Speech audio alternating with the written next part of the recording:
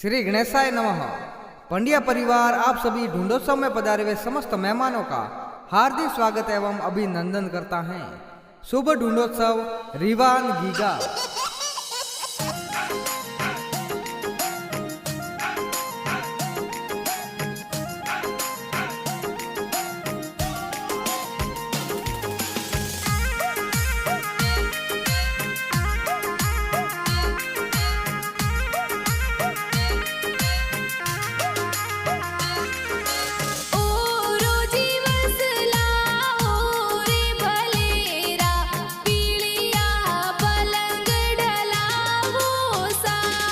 अरे रीवान गीगारी ढूंढ ढूंढी जे सगळा खुशियां मनावे सा।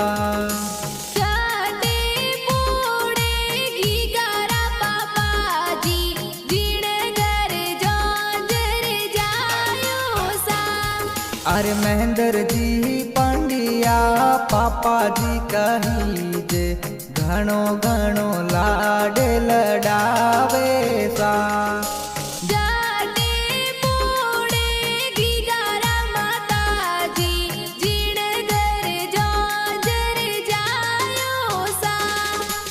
दिव्या देवी माता जी कही जे हालरियो हुलरावे सा।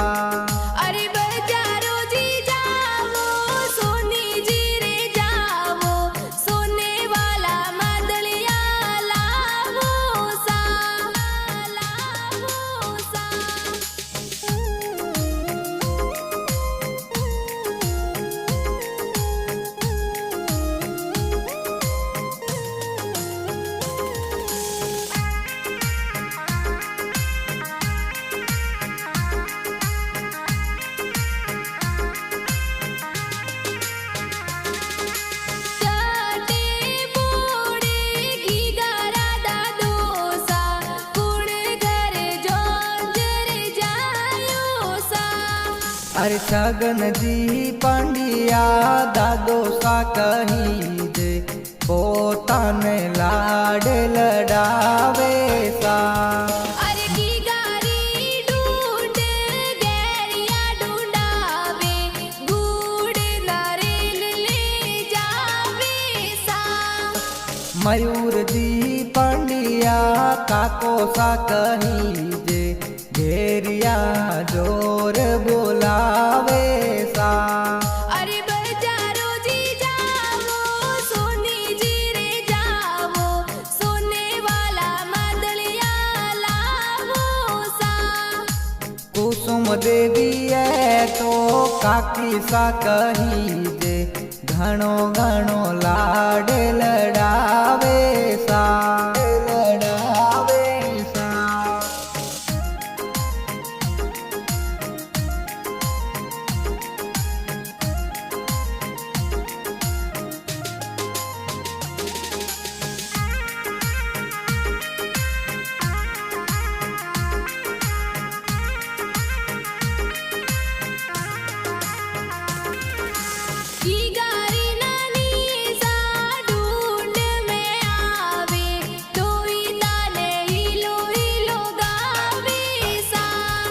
अरे कमला देवी ए नानी माँ कही जे दोई तारो लाड लडावे सा।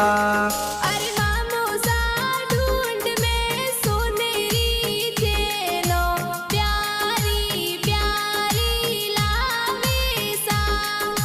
संजय जी गर जी रुदवा मामो सा ढूंढ तो जोर घणी लावे सा। अरे बुआ सा उसीला ढूंढ में आवे बालुड़ो प्यारो लावे सा। हेतल देवी है तो भुआ सा कही जे हेवरिया ले आवे सा।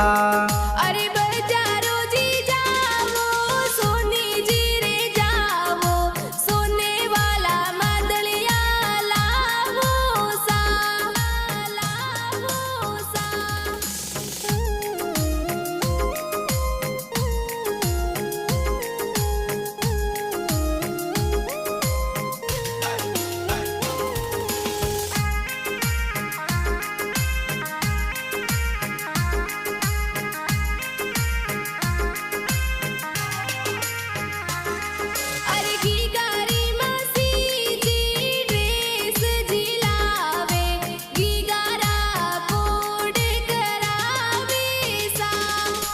पिंकी देवी रेखा देवी मासी सा कही जे धबला टोपी लावे सा अरे गीगारामा सोसा सज धज आवे मीठाया जोर लावे सा जितेंद्र जी मासा जी कही जे ढूंढ माई बेगाए पधारे सा अरे गीगारा बाई सा कई जे उसीला खिलौना प्यारा लावे सा अरे प्रथम आयन ए तो भाई सा हुलरावे पालनियो हुलरावे सा अरे गीगारी बहन कई जे प्यारी लाड